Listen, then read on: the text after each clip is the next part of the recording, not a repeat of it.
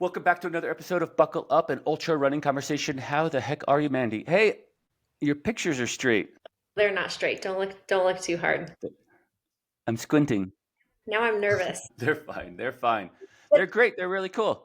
and like they're running pictures. And somebody came and cleaned up the paint stripe too, now that I'm being critical of your backdrop. So maybe that was your dad or your husband. It was my dad. Okay. Yeah, it was my dad. He was less than impressed with some of my painting abilities, so he came in and helped me out. So we are coming to you from the new Run Windsor headquarters. And yeah, just Shed B, is that the name of it? well, we named it the bee shed, like Oh, B bumblebee. So shed. it's right next to my garden. So we have a lot of bees out here, and bee can stand for a lot of Mm, things: believe, bold, bravery, the B word. a lot of things. A Yeah, lot of you can things. use your imagination. You can use your imagination, but it is the Run Windsor headquarters. So we are moved in. It feels like a fresh. I I'm glad you clarified that because I was thinking like there was a shed A somewhere around, and now this is like the subsequent B one. Well, it's been a conversation starter. I had some other names that would have had way less questions about it, but at least it gives us something to talk about. So you're all moved in. Are you moved out of the other office completely now? Moved out of the other office completely, moved in here. Those of you that are race directors, or if you've been at a race, you know that there's a lot of equipment involved in it. And so outside of this office space that we have built now, right behind me is a very large shed, a big shop, not a shed, a big shop. 90% of it, Shop A. shop A, the real shop, 90% of it is filled with race supplies, shirts, Mm. swags, medals for days, cones, trash cans. So it just makes more sense to be here closer. And kind of as we talk about even in this episode today with our guest, the balance between running, ultra running, having a family, hobbies, friends, a business, a career, it's insane. And so a lot of my motivation for moving here is just to find a little more of that impossible balance. I don't think it really exists, but to be able to kind of really just literally be in my backyard and cut down some drive time because I sense my mileage is going to continue to grow. I don't know. I don't feel like I've been as balanced in life in recent years. I'm just kind of all over the place, and so I'm just trying to like streamline some things in my life, and this is one of those major projects to do so. That's so interesting that you're talking about drive, and I have not been traveling in November as much as I did in October. And I got back from Javelina. I have a diesel truck and it takes a lot of gas, like 26 gallons or something ridiculous, right? So, I mean, it can last a while, but I haven't refilled it since. And I still have like a quarter of a tank and I'm trying to see if I can make it go. I think I'm going on like 2.5 weeks at this point, and that's really good for me. So I have not been traveling. We didn't take my vehicle to Steamboat. We went to Steamboat last weekend for Girls on the Run, but my wife's car is a little more comfortable for everyone, so we took that for the short trip to Steamboat and back. I mean, if you could convince the girls to ride the school bus, you could eliminate a little more driving. I'm just trying to think. Run to the grocery store with a backpack. I live pretty far from town, actually. I mean, I live 7 miles from the edge of town or city limits, and then I probably got another 4 to get to the grocery store, and then that's like 11 miles. And I mean, it's not unfathomable that I would run 22 miles, but it's pretty unfathomable that I would do that with a gallon of milk and a box of Cheerios and all the other things that we need in our life, you know. Valid point. I'm not going to call it an excuse. Valid point. Yeah. Um, What's new with you? But I got a new prop over here. I took away my desert plant. I mean, replaced it. That is over there in the window, soaking up some much needed sun. But my new plant is it was a gift to me from the cross country parents. We had our cross country banquet on Monday night. It is Wednesday afternoon. Is it Wednesday? It's Wednesday afternoon today. And Monday night we had our cross country banquet. Super fun. I was able to scrounge enough nickels up to cater it by Qdoba. So no potluck. So the parents they were appreciative that they didn't have to bake something or make something. All we needed them to bring was a positive attitude and their children and uniforms. So that was fun and exciting to end the season of my first year of cross country. So that's my new little plant until it's not, and then I'll put that one back. Well, congrats. I think when parents and kids go through the effort of getting a gift in this chaotic world of ours, that means that you did a great job. And wow, Qdoba, not even Taco Bell. You like stepped it up a notch. No. And to go back to, I don't know, 4 or 5 episodes ago, Qdoba challenge sounds like way better thing for me to do than this Taco Bell challenge. But I've been trying. We actually went to Taco Bell twice in the last 2 weeks since the episode came out about the Taco Bell 50K. And I'm just not sure. I mean, I have an iron gut, and I told Dan I'd be there and do it. But man, I don't know if I got it in me. That just seems painful. I think it'd be less painful than Qdoba. I don't know. I don't know. I think they have more sides, like smaller Yeah, portions you could of get a things. smaller portion for sure. You could get one taco and move on, as opposed to the full burrito, right? Yeah, I'd go for the Uh, queso. so this plant was given to me by my community of parents in cross country, high school cross country. But we all like dabble. You were just mentioning too. We all dabble in our communities, right? And our guest Cameron Pearson loves his community, his newfound community. He's really new to sport or really new to ultra running.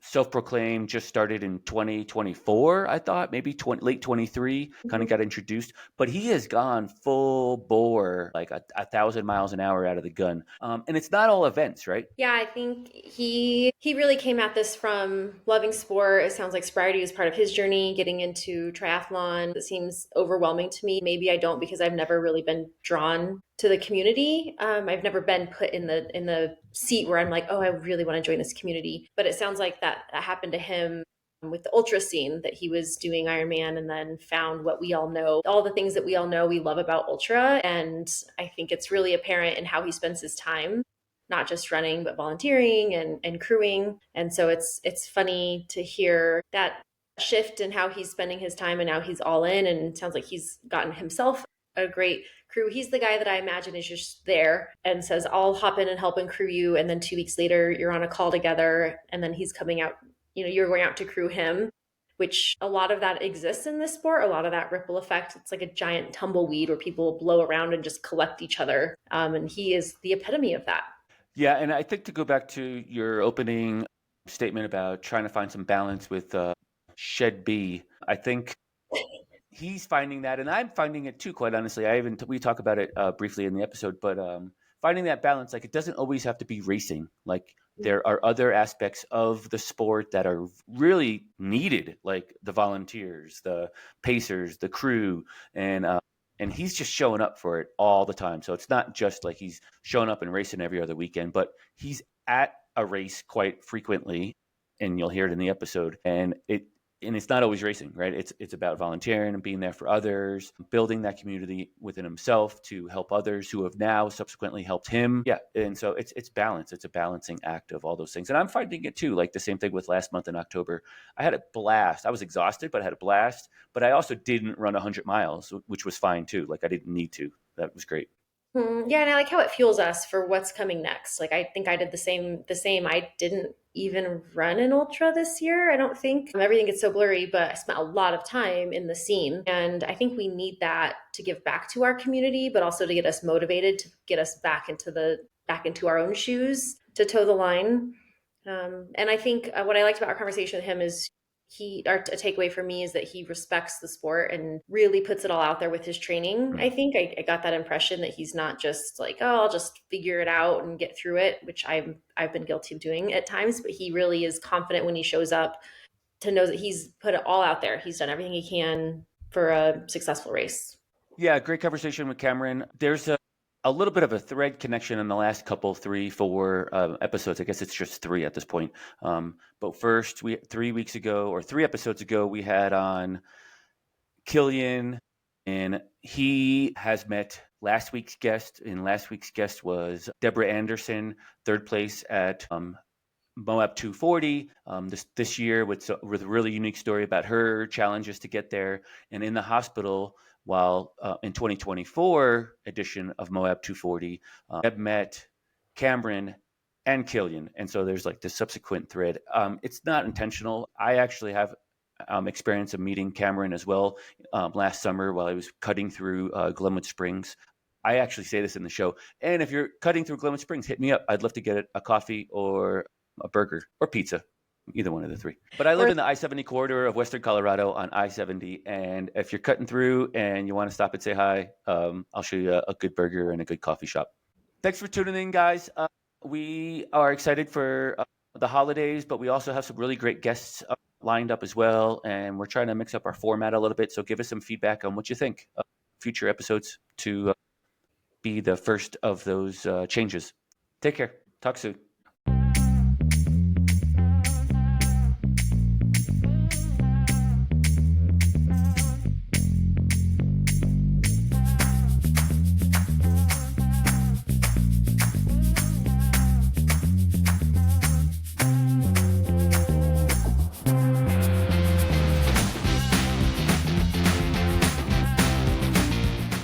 Hey, Cameron, thanks so much for taking some time out of your day to talk all things ultra running with us. We appreciate you being here. Yeah, Brian, thanks for having me. This is awesome. I've been listening to the show for quite a while, so stoked to be on it. Great. You're one of the 28 followers. That's awesome. Yeah, one of the 28 followers. 29 after this show. Yeah.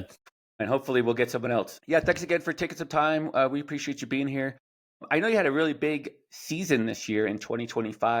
But it started somewhere else, right? So you planted that seed somewhere else. Tell us a little bit about your history with sport and how you got into ultra running. Yeah, Brian. So thanks for having me on again. It's been a wild ride. This morning when I was kind of like going over everything, you sent me some questions yesterday, and I was just kind of thinking like, how did this whole thing begin, right? Because it's been kind of crazy for me. So really, like I played a bunch of sports in high school and stuff growing up. But really, like as an adult, the last 5 years has really been kind of like focused on, I started with triathlons, doing a lot of Olympic tries about like 5 years ago, I'd say. And then after a lot of Olympic tries, I did a couple Ironmans. So I did Ironman Florida 2 times, and then I did Ironman Nice in France.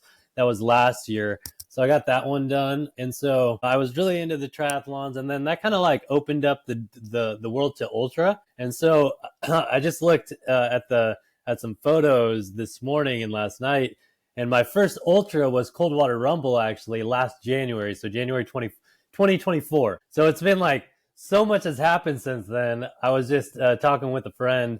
Like I feel like I've lived 10 lives since like January 2024, just because like ultras so much has gone down, since then. It's been crazy. So that's kind of like, that's kind of what I've been doing the last 5 years. That's great. Let's truth be told, we met, gosh, I think it was the summer of 24, right? You came out, you stopped I live on the corridor in I-70 of Interstate 70 through Colorado, and I get a lot of people that stop here and have coffee or have some lunch. You and I met, I think it was just before you were going to Nice, actually, if I'm not mistaken. You were going to do the Ironman there, and you had the bike on the car, I believe, and that was, or the truck, and you were kind of worried about it, like you parked it so we could see it from the restaurant window so that no one would take it. But totally. And Medic Thor, Natasha actually connected us. She posted something on Instagram. I follow her. I'm friends with her. And then I hit up Brian, and I think you needed a pacer for Moab last year, or you were thinking about it. You were thinking about getting a pacer, and then you decided to do it solo. So we had lunch. I met your wonderful wife, and that's kind of how we connected. Yeah, that was cool because right before then, I think I was in Leadville. I was in Leadville training or something. Yeah, that's why. Yeah. So yeah, it's been crazy. Cameron and I also got dropped from the crew to possibly help pace Brian. Okay. I think Brian so maybe we were going to meet if we ended up supporting him, and then he was like solo journey. We were trying to figure out offline if Cameron and I had met before and our paths have crossed, but I don't know if they have. We both got dropped. That's it. Yeah, that's it. Well, spoiler alert, I was not sure how my heel was healing and my Achilles tendonitis, and I decided to go with no pacers. And it actually worked out because for a few reasons, and we're going to dive right into it here in a second. But for the main reason is that I DNF'd at mile 67 of Moab, so I didn't actually need a pacer. So it was kind of a good call. I have done other 200 plus milers. I did Cocodona mostly solo. I did 210 solo there. So it wouldn't have been out of my wheelhouse to go solo for Moab 240. And I had done the race twice before, and really familiar with the area. But also, that's a great segue to last week's guest, Deb Anderson, who you wind up meeting and helping her out at 24, and then subsequently this year at 25, where she took third place overall. And that was a great story. She had some real struggles in 24, and it sounds like you connected with her at the hospital when she was recovering from her debacle at Oasis Creek, or the Oasis aid station, if I'm not mistaken. Yeah, it's been a wild ride. I met Deborah last year, actually, through Ben Light. He's a coach as well. So I worked with Ben Light in the past as well. And we connected, and I was gonna, help crew and pace her last year. And she ended up getting, I think it was a mix of like taking a little bit too much caffeine and the heat and just exerting her body a little bit too much. And it was a really, really hot year last year. And so she wound up in the hospital. I ended up in the I went to the hospital to see her. While she was laying there, I was like, hey, I know, I see it in her eyes. She wants to be out there. I knew she wanted to be out there, and I knew she was coming back. Like, there's no way. If you know Deborah, you knew she wasn't letting this go. So I told her right there in the hospital, like, I'm ready. I'll help you next year. Just let me know. So, 6 months go by, and, we're chit-chatting, and it's getting closer and closer. And yeah, I just told her, hey, whatever you need, I'll be there. So I ended up crewing and pacing her. I paced her about 86 miles. The first segment, I did 46, and then I did the last segment 40, and then I crewed her in between too. So I did that whole section all the way to Shea. I think it was like Indian Creek to Shea. It was crazy, torrential downpours, the whole mudslides. I broke a pole. We're slipping and sliding up the mountain. It's wild, right? Like she told you the whole story probably, but we got her to Shea, and then I got her, sleeping like in the middle section. She caught up on some rest. I got her fed, and she ended up, obviously, you heard the story. She had a really terrific race, and then at the end of the race, we clipped off 12 to 13 minute miles the last like 20 miles. So it was pretty epic. Like there was the fourth place runner, female, was right behind us, 30 minutes behind us.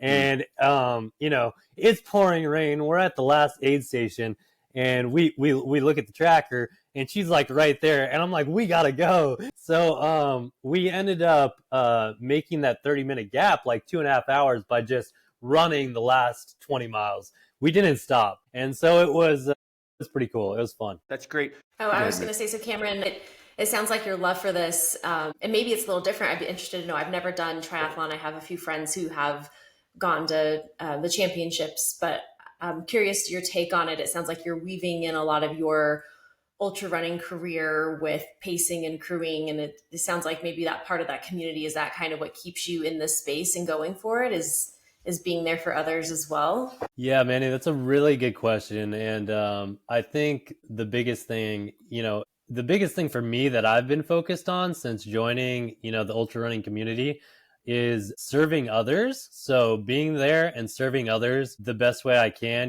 during races a lot of times, or crewing or pacing. And every time I've shown up and helped somebody get through their race, it's, not that I want it to come back to me, but it ends up in various ways, coming back to me tenfold, through different things. My first experience for this was, Ann and I met, right after Leadville, I think last year. But I went to Leadville just to volunteer and to help out, to do what I could. I didn't know anybody. And it was pretty amazing. At mile 60, I had my pack on, and I was at Twin Lakes. And this kid, my friend now, Moses, came in, a really young 19-year-old kid, came to Leadville, no family, no friends. I came to race Leadville by himself, completely by himself. He comes into Twin Lakes after doing Hope Pass. He comes into Twin Lakes. He's hallucinating at mile 62 or 65, somewhere around there. I'm standing there. He comes to the EMTs, and he's like, "I need a pacer. I'm hallucinating. I'm like, I really need a pacer." And I'm ready to go. I'm like, "All right, dude, let's go." So I take him the next 20 miles. I give him my jacket. I give him my poles. I give him everything. He ends up finishing in 27 hours, and he does amazing. Being there, I was obviously, when I was at the EMT like aid station, I was already running on like freaking no sleep, 30 hours in, like none, right? So, but being in that position and serving really allowed me to overcome, be there for somebody else. But he ended up coming, 2 months later to Moogie on Monster and crewing and pacing me. So, it came back and he helped me. And so it's just been a domino effect since January 2024. I keep doing that for people. Deborah, him, various other, Eli Weeby, I paced and crewed for Cocodona 250. So a lot of these ultra runners, I've been serving, and like it's just been a crazy wild ride. Nice. It's just funny when people come in and they need a hand up or help, and how that can trickle into them showing up for you. And then that's how we all end up knowing each other. No, totally, 100%. I feel you on that volunteer, that serving the community type of sensation. I had a great October. I was at Moab helping out some of my athletes. I went, then 2 weeks later I was in Javelina. I actually saw you there. Yeah. And I forgot all about that. But we took a picture together there. But I was being a clown and volunteered and paced a guy that I coach as well.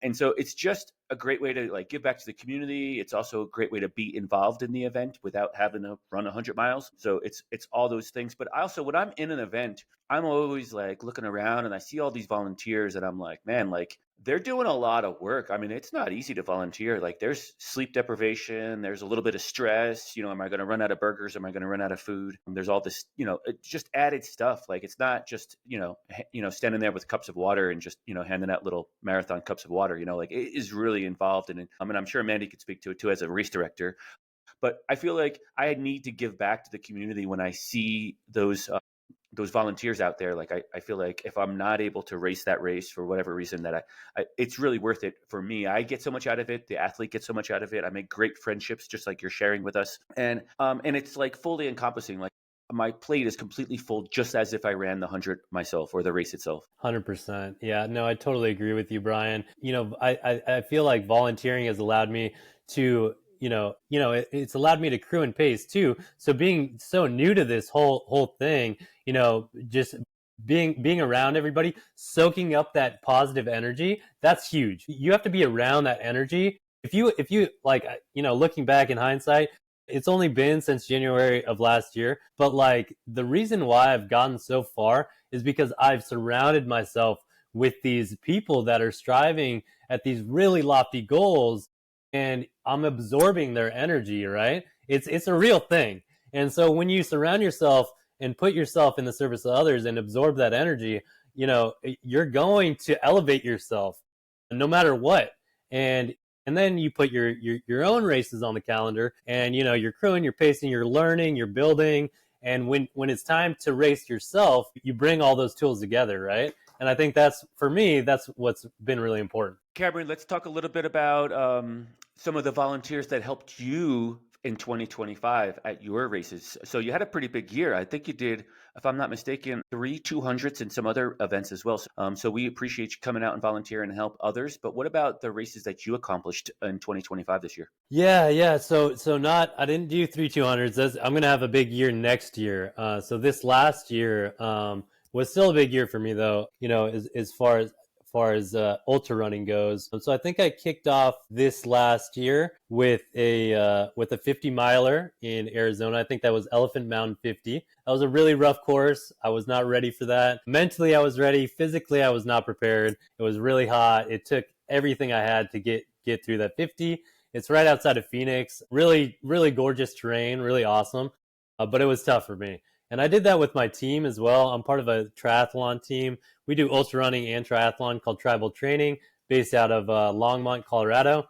So kind of your neighbor, actually. So I went out there with my team, raced that with them, finished it, did that. And then I really was focused on Tahoe 200. So I did another 50 miler getting ready for Tahoe 200, Antelope Island 50 miler, and then I did Jemez Mountain 50 miler in New Mexico. So I did both of those, just getting ready for getting prepared for Tahoe. And that was, I did a lot of crewing and pacing as well for different events too. But then my big goal this year was Tahoe 200, and so I got that done. That was my first, big ultra. Other than I mentioned Moogie on Monster 100 last year, but this was my second, bigger, longer event, and that ended up going really well.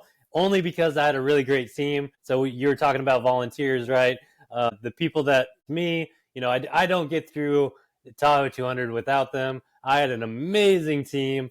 One of the guys that helped me, I met at Moab 240. He was the youngest Triple Crown in history last year, so I met him, crewing and pacing him at Moab last year.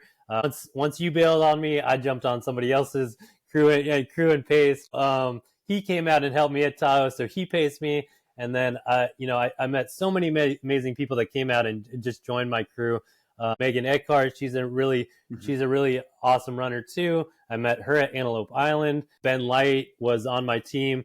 He's part of the community. And then, my mom came out for Tahoe 200, so I had some family there too. So that was really nice. But yeah, that was just a crazy time. So I'm signed up for Tahoe 2026 this year. So we're going back. I'm excited for that. Cameron, how did Tahoe go overall? It went, honestly, for my first 200-mile event, it went like I had no problems. It was great.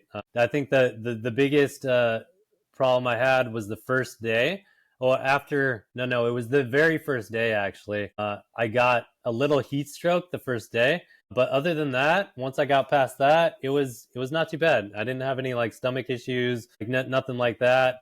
It was pretty smooth. I felt really good. Cameron, what is one of the takeaways from Tahoe as far as like one of the high moments, one of the highlights? Yeah, so there were so many highlights, but coming over the ridge the first night, so you pretty much run all night, and then you come up the first ridge, and it's about 24 hours in, and you got probably 10 miles to go till you see your team at mile 62. That's the first time you're going to see your team at Tahoe. So you climb all night. It's the biggest climb of the race. It's about a 4,000-foot climb, and then you hit this ridge pretty much at sunrise, and you're looking out at Tahoe. The sun's coming up. It's like the sun's hitting the snow. You're looking at a glacier. You're looking at Tahoe. I got a video. It's like the craziest thing you've ever seen in your life. And so that was like my number one highlight of the whole race, was like that moment right there. And then obviously just connecting with all the runners, all the volunteers, connecting with my team, sharing stories with my team, pushing through the highs and lows with everybody on course, meeting everybody. I think just sharing that love for being out there and being in the moment, I think that's kind of what does it for me. There's so many different strategies of how to tackle a 200, and I know you can't really like plan it all perfectly. I haven't done one yet. That'll be my next year race, but I'm curious for you, what was your fueling strategy, your sleeping strategy throughout the race, and would you change anything? Yeah, no, good questions. And let's be honest, I'm brand new to this as well. I just started like last year, but everything I've learned so far, my sleeping strategy for Tahoe was sleeping 90 minutes about every 60 miles. I ran all night the first night. I got into mile 63 with 25 hours, like running 25 hours. I slept for 90 minutes at 63. Then I think I ran to like 114, 112, 114. So another like 60 miles, slept for 90 minutes. Then I think I ran for another 60 miles, slept for 9. So 3 90-minute sleeps is what worked for me. And then I finished in 90 hours and 5 minutes. So yeah, that seemed. And so for 2026, I think I can cut that a little bit. I think I can do like 45-minute sleeps. And then I had a lot of stuff, like I had a lot of stuff I could clean up, as far as how efficient I am coming in and out. And so I think I can do that, more efficiently too. Yeah, definitely. I can relate to the efficiency side of it. I in Moab between the 2 years, my first time at Moab in 2020 during COVID, I did like 96 hours. I don't know, but I looked at my watch and I looked at stop time, or not moving forward time, and it was 19 hours. So I came back and was able to chop off 14 hours and go 14 hours faster. So I didn't really run much faster. I ran a little bit faster, or I ran more sections of it. But really, to knock off 14 hours of inefficiencies, really 6 hours of obviously sleeping, or roughly, you have to eat, you have to use the restroom, but 19 hours was excessive. So yeah, I think there's definitely room for improvement with efficiencies after you've done one and you started to figure out the process, for sure. Yeah, 100%. I've always wondered, I think, and Cameron, you probably have this, I don't want to call it a problem, but a lot of why you're in the sport sounds like meeting new people, connections. And I'm curious from both of you, because I haven't done one yet, but like being the social butterflies that we are, like how often are you wanting to sit there and like chit chat and talk with people and talk with your crew? And like how much does that just wanting to interact with people socially, like does that kind of pull you into that, Brian, like you said, spending more time stopped because you're having a fun conversation, or are you just really tired and that's why you're not moving and soaking up the rest time? That's a good question. That's a really good question. I think for me, I think you could probably get into a trap where, hey, I just want to chit chat for a little bit longer so I don't have to start running again, but you got to keep the pace. You're in a race. You got to keep the tempo going. So I love, for me, seeing my crew was everything, at mile 63 running all night, but you got to keep pushing. You got to keep moving. So I don't know. Yeah, I can see it both ways. It's interesting. I think Cameron's first time was probably similar to my first time at Moab 240. Again, going back to COVID year. We were in COVID, so I mean, like it was like full on masks and the whole thing. There were no sleep stations. There were just really small aid stations. We had to sleep in our vehicles. So you needed the crew, basically. You needed someone. And so someone was driving my Jeep, leapfrogging it ahead. Plus, I had my crew and my family and my kids were with us. And it was such a relief, just to get to your question, it was such a relief to not wear a mask for 4 days. And like, of course, like in ultra running generally, like we got one mission, right, for the next 24 hours or more. We just have to move forward. We have to continue to move forward. We have to eat. We have to take care of ourselves. But really, we don't have to check emails. We don't have meetings. We don't have any real obligation other than just to move forward. And in Moab that year during COVID, I was like, I actually forgot there was COVID going on in the world. Like that's how relaxed I was. There was no masks for a long time. You come out in the aid station, you'd have to put your mask back up. But I remember Geyser Pass, which is mile 200, which is way up in the mountains in the LaSalle's in the COVID year. And it was hot that year. It was extremely hot during COVID. And I showed up there, I don't know, maybe 2 o'clock in the afternoon, like just the peak heat of the day. And so my crew had backed up both vehicles back to back. And we had popped tailgates. And the aid station was so in tune to COVID that they had dialed it in, and they basically were walking people, like one volunteer out to us, and they were taking orders and walking back and getting us food. And they were like feeding all of us because there was like not much open in town. It was COVID, yada, yada, the whole scene. So what happens is I was like, man, why would I leave this? And so my crew was just interacting with each other like they were doing probably when I wasn't there. But I just sat in a chair, and I sat there for like 3-4 hours, maybe 3 hours probably, till like 5 o'clock when the sun went down. I was also waiting for the heat to go down because it was hot and it's exposed in the next section. And I was waiting for it to cool off, but I was really enjoying the moment, right? And I was like, man, like how often do I get to do this? And I even wrote about it in the blog. Like I remember like the smell of the fall leaves and the color of the trees behind the background of my crew, and like all those sensations were like just so heightened. I was 200 miles deep in a race that I've never done before, and I'd never gone that far before. And it was just spectacular. So yeah, I did hang out way too long, but it was also intentional for the sun to go down, and those things happen as well. Like, you might need to wait for the sun to come up because the next section's technical and you might want to see it more than try to navigate it in the dark with a headlamp.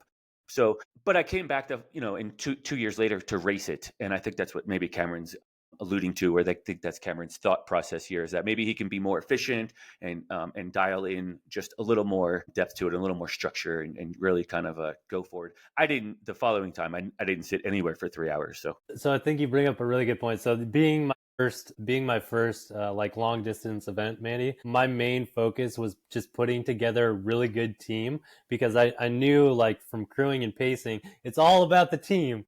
It's all about the team. So my goal was to put the best team together I could for Tahoe. And that's exactly, I knew if I could just run to my next person, I'd be okay. Right. So that's exactly what I did. And when Brian was talking about, the moments he was just taking in everything, one of those moments for Tahoe for me was, before we go down this really big descent at like mile 160, I'm with my best friend Baron that I've known my whole life. He's a wildland firefighter, and he paced me 40 miles during Tahoe. And you come down this really crazy descent, like pole line descent, but at the very top, you're looking at Tahoe, you're on this ridge, And I was just sitting up there for a good like 25 minutes with him. I didn't care about time at all. I was just like taking it all in. I could not care at all about time. I was like, I'm gonna chill. I'm gonna sit here. I'm gonna eat this granola bar or whatever, and I think that's the difference. Being my first time, I was just really absorbing as much as I could, from the entire thing. And then in 2026, I kind of really want to see how far I can push it.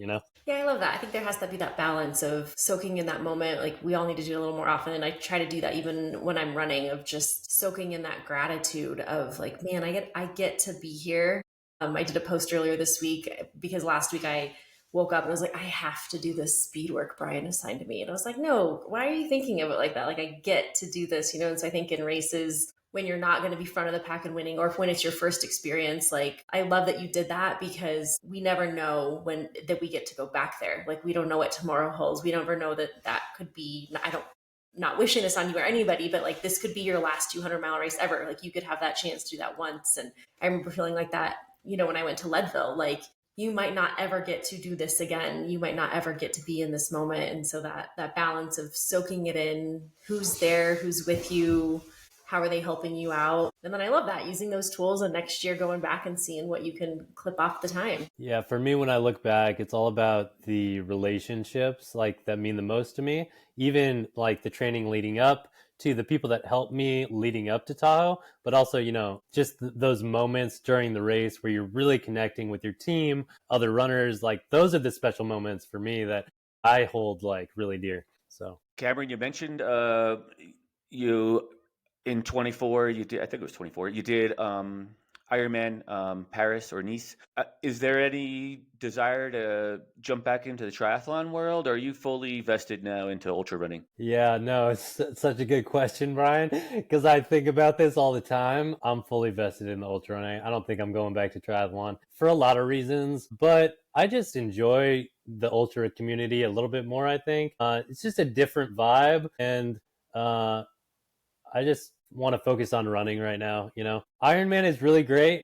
I think it has a totally different crowd though, and they're both awesome. But I've really connected with this community, and I'm just going to focus my energy here now, I think, for a while. That's great. I could relate to that. I did a decade of Ironman triathlon stuff from 2000 to 2010 before I jumped into um, ultra running. I think in 2013, I went and tried another half Ironman, thinking I could just kind of dabble in both, and there just was no interest in it for myself.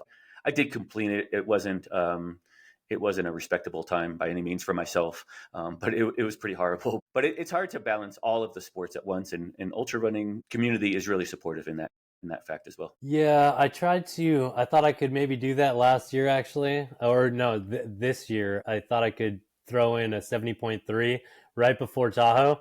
And then I realized as I'm fully training for Tahoe, there's absolutely no way that I could throw in a triathlon. It's just totally different. There's no way.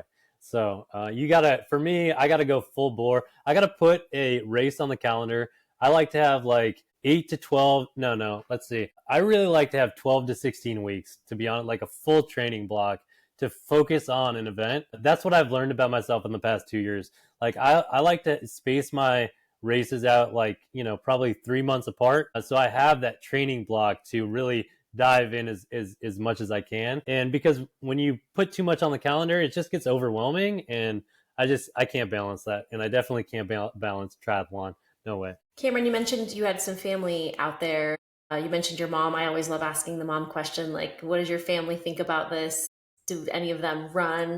Are they really freaked out? Do they think you're out of your mind? Yeah, my mom's been super supportive, and she actually traveled to Nice with me to my Ironman over there. So she was awesome. She was there, at the finish line. But she's been to a lot of races. She crewed and paced me for Moab Monster too in Arizona. That was the Moab Monster 100. She was there the entire time. That was awesome to have her there. And then she came to Tahoe too. But yeah, she's probably my biggest supporter. So a shout out to mom. And then my other family has been super supportive too. My dad and my brother and everybody. So I'm very grateful. I have very good people around me, my family. And so, yeah, it's been.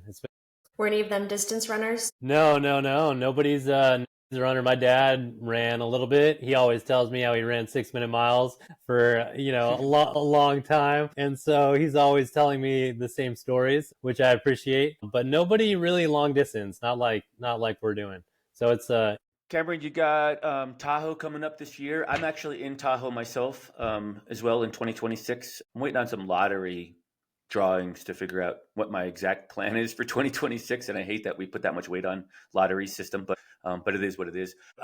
What else are you looking at? What else is in your radar? What's on the top 5 bucket list? What's rising to the surface as the top 5 maybe that you really want to knock out in the next couple of years? Yeah, so right now I'm training for Hurt 100. I got into Hurt 100 this year. So they drew my name from the lottery, which was really cool. So I was really stoked about that. So And we're so about 2 months out from that, correct? I mean, that's yeah, coming up in yeah, 2 months? Okay. January 17th. Yeah. It's 2 months and Yeah, 5 days. I yeah. thought it was So like like legit 2 months. what is that? 9 weeks, something like that. So I'm fully training for that right now. So that's January 17th. And then I got Tahoe on the calendar, and then I'm most likely doing Moab 240. Obviously, there's a lottery. Yeah, so that's kind of what I'm going for. Yeah. This year, right? And that's for this season coming up, 2026.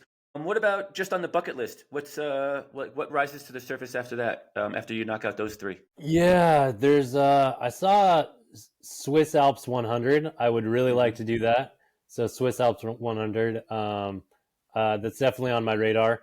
And then honestly, there's so many races that I'm kind of just trying to take it, one step at a time and enjoying it. I think 3 races is enough for me to focus on right now.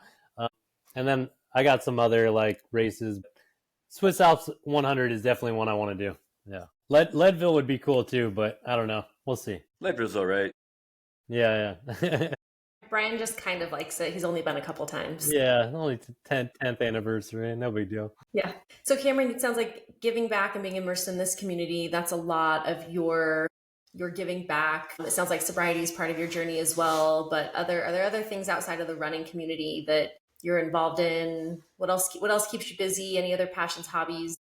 Yeah, so these days, running and training really is a big part of my life. But outside of that, my brother has 3 kids, so I have 2 nieces and a nephew, and they're 20 minutes away. So I go to a lot of their games, try to be around and help out as much as I can and hang out with them. So just being around with family, and then, I do. I focus on I have a business too.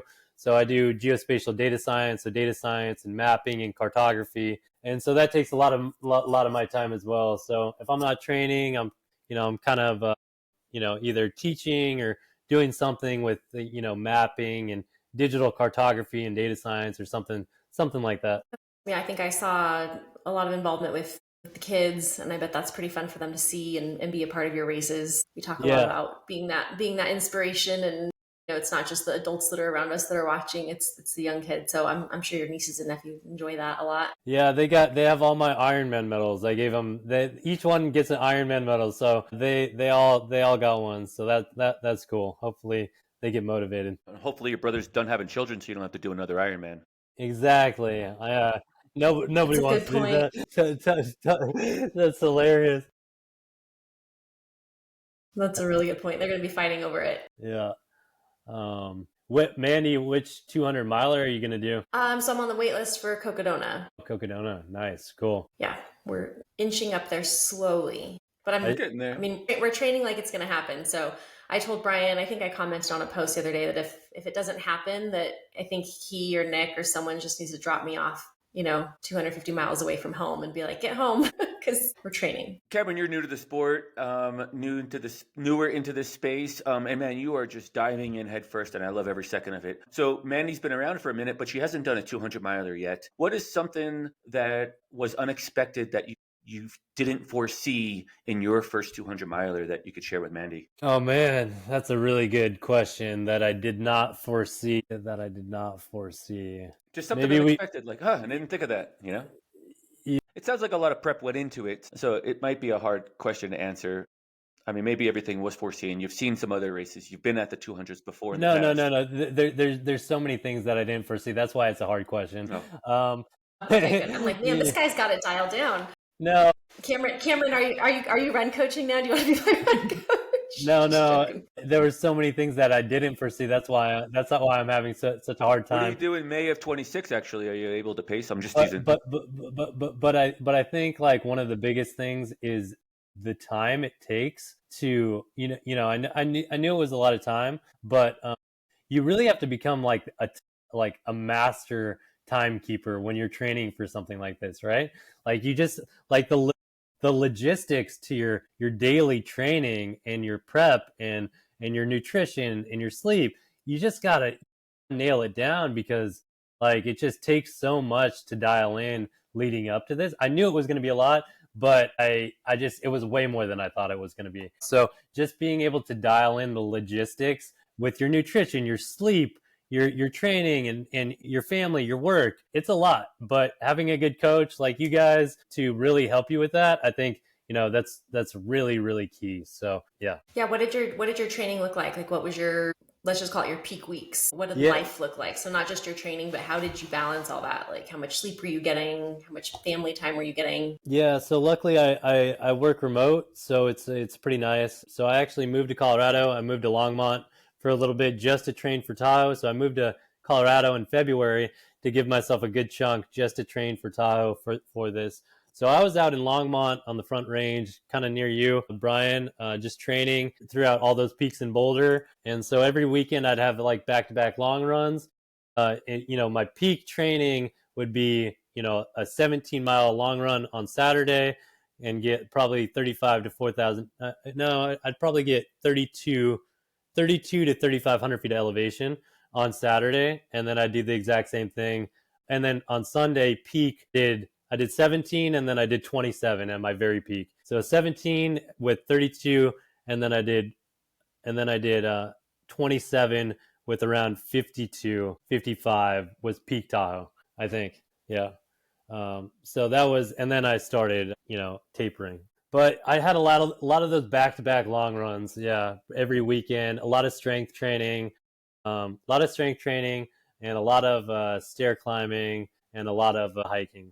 Actually, Longmont is, compared to where you live currently in California, is actually pretty close to me, but it's actually way closer to Mandy in Windsor, Colorado. I Oh, think you're in she's Windsor. Okay. yeah, I think it's only like 25, 30 minutes, if that. And it depends on if you're going from downtown to downtown or something, right? Yeah, so we Nice. would have been pretty close. Yeah, Yeah. I'm not as close to trails. Getting to trails is a little harder for me. I got to get to Fort Collins, and so by the time you get there and park at Lori or Horsetooth, it's like 45 minutes. So a lot of my training is flatland until we need to start getting on trails and getting some vert and climbing. Otherwise, it's like I have a hill I can run up and down or a couple in town.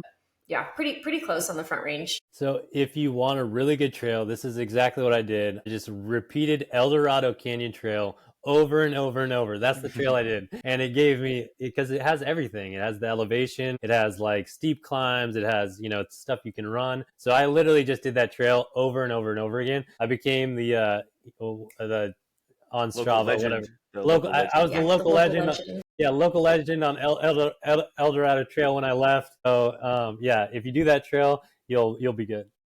Did you see Yeah, all I'll the have to famous check that out. boulderites there? Did you see all the famous boulderites guys there? I don't know. I don't know. Did they run that a Well, lot? I mean, I'm sure they run everything a lot, right? I mean, I Yeah, think they just probably. generally run a lot. Yeah, totally. They're local legends on everything. Yeah, Yeah, totally. we have one in Fort Collins called Towers. That's the popular like run it up and down, up and down, up and down for training for anything. And so I did a lot of that the first time I trained for Leadville, and I didn't love it at the end. So I haven't been back there in a while, but I might have to revisit. How many times have you done Leadville? Two finishes, one DNF. Wow, okay. That's awesome. One very happy, I'm done and going to sleep DNF, and I didn't regret it the next day. Mandy, we don't have to share the DNFs. You just say I have two finishes. That's all you have to say. I have two. Well, I like my DNF story. My DNF, though, I will tell you, I'm proud about it because it came 2 months or 2.5 months after finishing Cruel Jewel in Georgia. And that was a really big one for me to finish that. And then to try to go and attempt Leadville right after that. Just my mind wasn't there. My body could have pushed through. I've learned that my body will do anything my mind tells it to. Conrad Korth makes fun of me quite often, actually. He's like, girl, I don't think you're ready for this, but I know that you're stubborn, so you're going to finish. So I know I could have pushed my body, but I didn't want to. And I think you know this too, Cameron, and I'd love to hear your thoughts on this. But that was my first experience where I realized if my heart and my mind were not in it, the body says, peace out, we're not doing it. Like if you are not 100% dialed in, and if you are not convicted that you will cross that finish line and that you can cross that finish line, like that little bit of doubt or not wanting to, I mean, that is like the body's golden ticket to just give up. So it was a cool experience. I definitely don't regret it. But have you had something like that where you've realized like your mind has so much power? Oh man, that is so the first thing that came to mind while training for my first 200, there's so much doubt that crept in, as you're training, like, can I really do this? Like, is it even possible? But you have to like, for me, I just had to have like unrelenting faith that this is possible. And as long as I gave my all every single day of training, like if it's on the schedule and I gave my all every single day of training, I'm at the gym, I'm giving it everything I have. And every day you just you get a little bit more courage, right? And you get a little bit more courage every single day as long as you stick to the plan. And the closer you get to, the closer I got to Tahoe, the more courage I got, the more faith I got. And then by the time I got to Tahoe, as long as you put it all out there, for me, like I couldn't put it any more work into getting to Tahoe. So that gave me a sense of calm and relief. Like I did everything I could going into this race. And so like I can't do anymore. Like I literally couldn't do anymore. Like, it is whatever's going to happen is going to happen. Like but like total, that mental, like getting to that is, that's where I was at. Totally. Yeah. A couple guests ago, Killian talked about it in his second episode with us. The same thing, the unrelenting belief in yourself. It sounds like crazy to say those things out loud, but it's so true. Like you really like there's just no doubt in your mind that you're going to get this done and you're going to do it. Also, doing the work is supporting that, right? Yeah, definitely got to do the work. But, it doesn't take much to spark the idea, a good coach, a good mentor, just to spark that idea, put it in your mind. Hey, you can do this. That's all it really takes is the idea that you can do this, and you really can. You just got to back it up with discipline and just showing up every single day. What about that starting line on that first at Tahoe this year? Like what was the nerves like? How did you react? And what happens as soon as the gun went off or whatever Candace does? I don't even know if it's a gun, but. Yeah, it wasn't really, it was all good once the gun goes off. Once the race starts, it's fine. But it's like the lead up to the race, right? The night before, I got like 2 hours of sleep. I didn't sleep all night. It's like getting everything prepared. It's the travel. It's like packing all your bags. It's like, what do I need for aid stations and this and that? But once she, pulls the gun and the race goes off, all those nerves go away because you're in the race and like you're running. It's all good. It's really just like getting there, for me anyways. But once any race I do, once it starts, I'm fine because you're in it, so, but definitely huge amount of nerves before the race getting there. Yeah. Very little sleep. Yeah. Well, thanks, Cameron. We appreciate your time this afternoon. Thanks so much for jumping on the show. And where can our listeners follow you at? Yeah. You can just catch me on social media. I'm on Instagram, so you can catch me on there. And yeah, or see me at races, say hi. I'll be there. I have a big year next year. I'll see you at a ton of races, Brian, and I'm sure I'll see you too, Mandy. So it'll be a fun year. What's the Instagram handle that you use, Cameron? It's just Cameron.Pearson_. Yeah, you can connect with me there. Cool. Thanks again for your time. We'll keep tabs on you, and I hope to catch up with you at Tahoe for sure. Yeah, I really appreciate your time, guys. Thank you so much. Thanks, Cameron. Good All right, to get to know you. Yeah, thanks, guys. Bye.